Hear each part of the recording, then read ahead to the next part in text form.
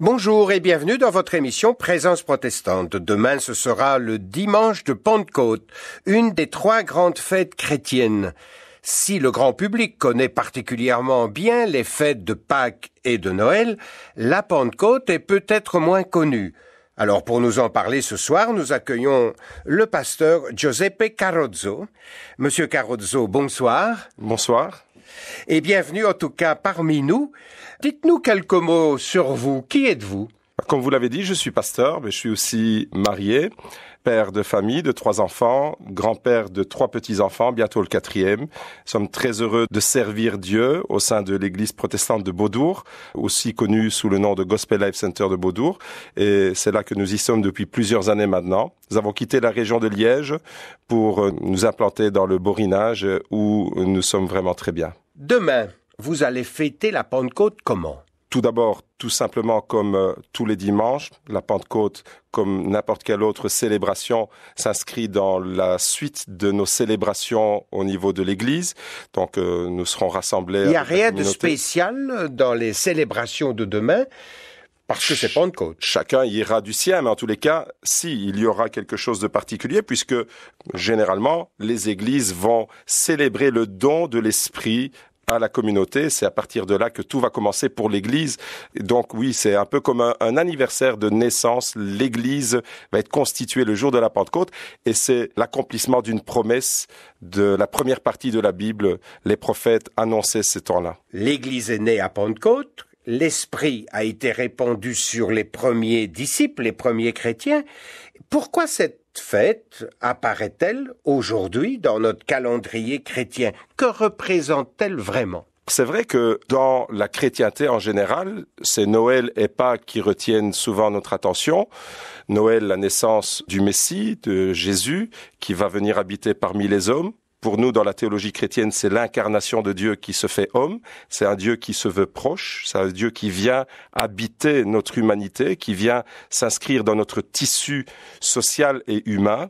Oui, donc l'incarnation, c'est quand même quelque chose d'important. C'est très fort. C'est très fort. Un Dieu qui s'incarne, c'est pas seulement une simple idée comme ça. Non, c'est un fait de l'histoire qui a marqué l'histoire. Parce que, quelle que soit la civilisation dans laquelle nous sommes aujourd'hui, je pense que l'événement Jésus de Nazareth a bouleversé la manière de percevoir le temps et les calendriers. Tout nous dit aujourd'hui encore que on se réfère à cet événement de l'histoire. Donc, et Jésus fait Dieu proche de l'être humain. Proche et même Jésus, le Fils de Dieu qui se fait homme, qui s'incarne et qui vient vraiment manifester qui est Dieu, le caractère de Dieu. Un Dieu qu'on ne voit pas, eh bien, si on doit le voir, à quoi il ressemble à Jésus. Tout simplement, il vient s'incarner. Surtout pas tellement dans son visage peut-être, mais dans sa pratique, dans sa manière d'aborder les gens, de les toucher, d'aller vers eux. Je dirais dans son caractère moral. C'est dans les attributs qui sont les attributs de Dieu, Dieu qui est amour, et en la personne de Jésus, eh bien, on peut retrouver toutes les facettes du Dieu qui est compassion, qui est miséricorde, qui va au-devant de tous ceux qui sont laissés pour compte, qui remet sur le circuit de la vie des personnes que la vie avait malheureusement déclassées. Jésus va à leur rencontre, leur tend la main, et Jésus est vraiment l'incarnation de Dieu, mais on peut dire aussi l'incarnation de l'amour, l'incarnation du pardon. Et ça, c'est Noël qui nous ramène à la crèche de Bethléem. On voit un Dieu tout-puissant qui se fait homme dans la simplicité, dans l'humilité. Et ensuite, la deuxième grande festivité dans la chrétienté qui est très connue, c'est bien entendu Pâques, qui est l'aboutissement du parcours terrestre de Jésus. Et c'est la mort et la résurrection. Il est venu pour ça. La mort de Jésus n'est pas un accident de parcours. Selon les prophéties du Premier Testament, il devait venir pour donner sa vie. D'ailleurs, il est qualifié en tant qu'agneau de Dieu qui ôte le péché du monde. Et Pâques est donc la fête de la rédemption, c'est-à-dire le rachat. Il vient payer pour nos péchés. Le Dieu qui est à la fois un Dieu d'amour... Il vient marquer le pardon en nous. Il vient marquer le pardon en nous, c'est exactement ça. Et il vient montrer c'est quoi aimer. Un amour total, un amour qui se donne. Et il s'est donné à la croix. Et les dernières paroles qu'il prononce à la croix, c'est une parole de pardon. Il vient marquer le pardon. Père, pardonne-leur, car ils ne savent ce qu'ils font. Ça, c'est pour Pâques. Jésus a manifesté son amour à la croix en faisant don de sa vie, mais selon les prophéties de la parole de Dieu également, il va ressusciter le 3e jour. Et Pâques, c'est à la fois le triomphe de la vie sur la mort. Toutes les fêtes bibliques, d'une certaine manière, s'inscrivent aussi dans un calendrier agricole. Et Pâques, c'est aussi le printemps de Dieu. Les choses revivent. Les choses revivent à Pâques. Ouais. Et avec la résurrection de Jésus, eh bien, c'est un message fort qui est lancé, c'est que la mort ne peut pas avoir le dernier mot. Nous n'avons pas été créés pour la mort. Et Jésus, prémisse de tous ceux qui ressusciteront, eh bien, nous montre que il ne peut pas y avoir de désespoir quand on se rattache à ce Dieu, parce qu'il triomphe même de la mort. Alors, merci pour ce rappel important. Les fêtes chrétiennes s'emboîtent quelque part l'une dans l'autre. Et Pentecôte, qu'est-ce que ça apporte de plus que tout cela? Pentecôte, c'est l'aboutissement de tout ce qu'on vient de dire, avec toujours la même idée. Dieu veut être proche. Dieu veut être un Dieu de proximité, un Dieu de relation.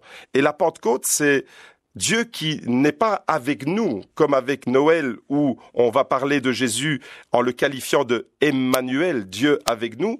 Dieu, à la Pentecôte, est en nous. Il vient habiter notre humanité et chaque être humain qui s'ouvre à ce Dieu peut devenir alors le temple du Saint-Esprit. C'est l'habitation de Dieu, c'est l'accomplissement des prophéties telles que Joël l'avait annoncé ou Ézéchiel, où l'Esprit de Dieu serait répandu sur toute chair. Chaque personne peut devenir en elle-même une habitation de Dieu en esprit. C'est important, bien sûr. Et est-ce que vous avez un texte biblique que vous aimez particulièrement et qui parle de Pentecôte d'une manière peut-être lumineuse, qui nous fait comprendre davantage ce qu'est cette fête? Je ne vais pas être très original, je vais tout simplement citer Actes chapitre 2 dans le Nouveau Testament, oui, qui est le premier jour de la Pentecôte chrétienne, on va dire. Parce que Pentecôte s'inscrit aussi, comme Pâques d'ailleurs, dans la chrétienté, qui s'articule sur son enracinement juif, la communauté juive israélite. Toutes nos fêtes chrétiennes ont des racines tout à fait, juives. Tout à fait. Pour Pâques, c'était la commémoration de la sortie d'Égypte pour le peuple d'Israël. La délivrance. La délivrance d'une oppression, la délivrance d'une servitude. Et le Dieu de la Bible, c'est le Dieu qui libère, c'est le Dieu qui délivre, c'est le Dieu qui rend libre les hommes qui sont opprimés injustement par d'autres. Et la première Pâques, dans le Premier Testament, c'est de cela qu'il s'agit. Dans la Nouvelle Alliance, Pâques sera non plus la sortie de l'Égypte, mais de toute clavage intérieur. De toutes nos Égyptes. De tout ce qui nous rend esclaves de quelque chose qui nous bloque. Spirituel, psychologique, sociologique. Et donc, ce Dieu-là va nous délivrer. Et de la même manière, Pentecôte, c'était dans le Premier Testament Shavuot, qui veut dire tout simplement fête des semaines. C'est une fête qui a plusieurs appellations possibles. La fête des prémices, la fête des semaines, la fête des moissons. Et dans la Nouvelle Alliance, eh bien, cette fête, elle va trouver son accomplissement ce jour-là, lorsque le Saint-Esprit va descendre sur la communauté. Et pourquoi je choisis ce texte d'Acte 2? Acte 2, oui. C'est que, juste avant ça, on a une communauté qui est dans la peur, qui est dans l'attente, qui est un peu repliée sur elle-même. C'est une communauté qui vivait peut-être un peu en autarcie. Et l'Esprit va souffler, parce que la Pentecôte nous ramène à l'Esprit. Mais le mot Esprit, aussi bien dans le langage biblique, en hébreu ou en grec, peut aussi être traduit par souffle, par vent. Et donc, ce jour-là, eh bien, c'est exactement ce qui est arrivé. Le vent de Dieu, le souffle de Dieu va souffler sur les disciples qui étaient en attente et on va voir une communauté qui va être transfigurée. On va voir des disciples de Jésus qui vont sortir de leur peur, de leur blocage et aller au dehors. Et la ville de Jérusalem, puisque c'est là que tout commence, va être complètement métamorphosée par par Ça fait mission. du bruit le jour de la Pentecôte, notamment dans le texte que vous avez choisi d'Acte 2. Alors, chez certains chrétiens particulièrement, on parle de la puissance de Dieu. La puissance de Dieu accompagne le récit de la Pentecôte, les miracles aussi, les dons spectaculaires. Quel est votre avis à ce sujet ? Je pense que Dieu a créé le monde et il est maître souverain sur sa création. Il peut interagir, bien entendu, comme il le veut. S'il a été capable de créer ce qui nous entoure et nous-mêmes, eh bien, il est capable de prendre soin de nous et de la nature. Quand on parle de la puissance de Dieu, moi, je préfère mettre l'accent sur la puissance qui agit en nous. C'est-à-dire, c'est vrai que devant toutes les catastrophes et toutes les difficultés que l'être humain moderne rencontre... Oui, parce que c'est une difficulté de parler de puissance de Dieu aujourd'hui, parce qu'on ne la voit pas tellement, il faut dire. Mais moi, je préfère voir la puissance de Dieu dans la force de résilience que l'être humain peut avoir face à l'adversité, par exemple. Les difficultés, les épreuves et les moments les plus difficiles de la vie ont traversé l'humanité depuis toujours, depuis la nuit des temps. Et des hommes qui ont mis leur foi dans ce Dieu et qui ont marché avec lui dans un partenariat. C'est la notion d'alliance dans la Bible. Aujourd'hui, on parlera de partenariat ou de relation. Une relation vivante avec un Dieu dans lequel des personnes vont s'abandonner. Eh bien, on leur découvre la capacité aussi d'affronter des difficultés. Moi, je vois une puissance dans la résilience, une puissance dans le fait de pouvoir traverser les moments d'adversité de la vie, les moments d'épreuve, tout en restant accroché à cet espoir qui nous maintient et qui nous fait aller de l'avant.